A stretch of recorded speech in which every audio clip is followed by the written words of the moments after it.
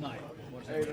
Well, look, this was a very strong repudiation of Trump, a very strong repudiation to all the damage that he's been doing to people across New Jersey.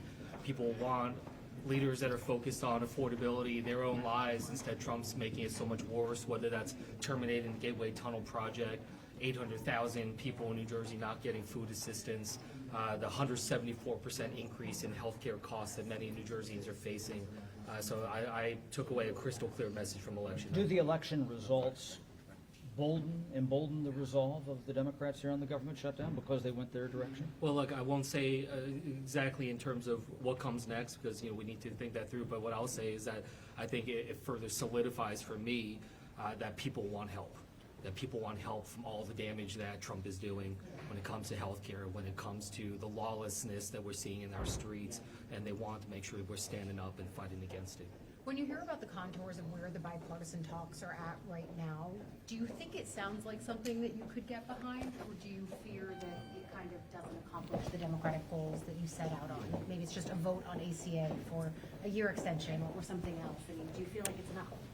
Well, look, I'm still getting a sense of where things stand, but what I will say is that Trump very clearly this morning is shaken and rattled by what has happened. He knows that this is a very firm condemnation to his lack of governance and his lack of leadership, and I hope the Republicans are worried and scared about what's going to happen next to their party next year. So really, I would say the question's on them after what they saw from the voters. Do they really want to continue down this path of hurting so many Americans? But is there concern that some Democrats might agree to something here just to reopen the government because there's pressure, because of what's going on in aviation, because of what's going on in SNAP, and you might not get some end result on health care, which is the reason you protested funding the government? Well, look, I understand why people have concerns right now. I have it too when I have so many people in my home state that are going to go hungry because of Trump. But I think what we see is that we need to make sure that we're standing up and not letting him just continue this lawlessness. I don't want to be complicit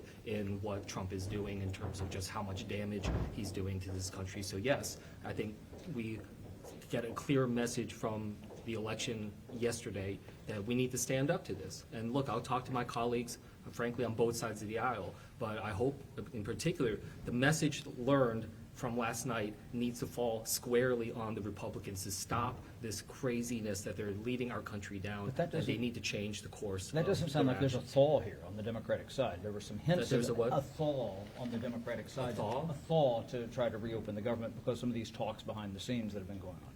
Say that again. What you were saying here about this was repudiation of Trump last night, those election results. That doesn't sound as though that there would be a thaw in efforts to try to reopen the government because this might, as I said earlier, embolden Democrats to say we're doing the right thing here. Obviously, we need to stay focused on why we're in this situation, which is again that Donald Trump is taking action that is hurting so many Americans. What I'm trying to do is figure out how to stop that, how to alleviate the pain that so many people are facing.